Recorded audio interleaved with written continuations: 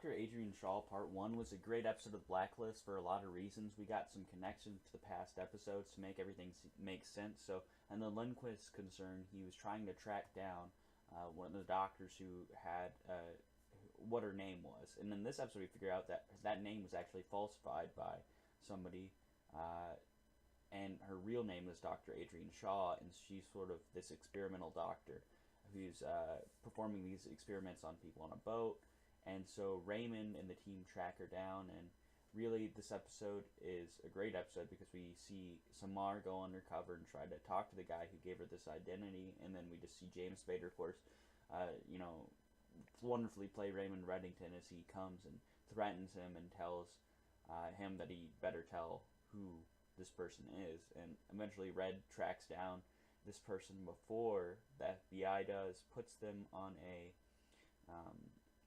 in a lab and tells him he needs them for a specific purpose, which we won't figure out, or which, of course, till the next episode isn't explained, so it's a cool cliffhanger. But, I mean, James Spader just takes over his performance as Raymond Reddington, and this episode's no exception. He just kills it as Raymond Reddington, and this really, the second part of the season that we've been going into, the last few episodes, has been really showing and telling of that. James Spader just kills it in the role as Raymond Reddington, and he continues to.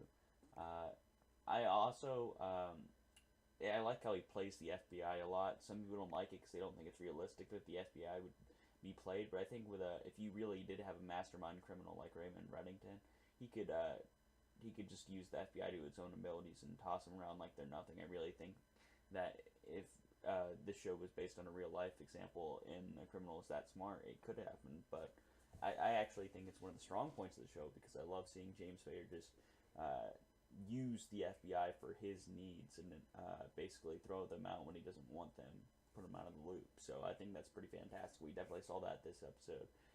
As far as the Kirk front, we saw Kirk pass out in the box he was trapped in, of course, the box that Raymond was trapped in the first season, and he's taken to the hospital, and his assistant tells him he's going to get him out.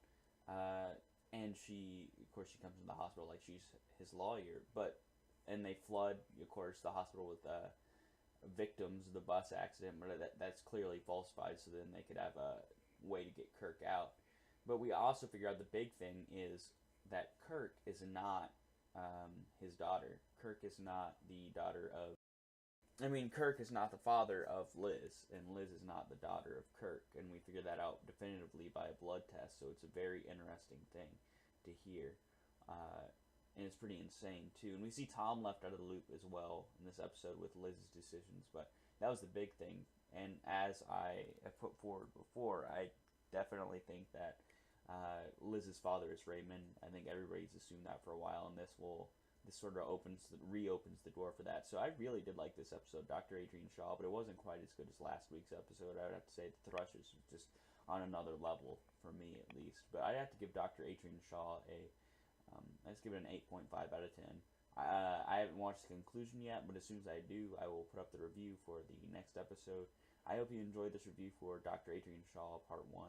This has been Jonesy from Joneser TV, signing off.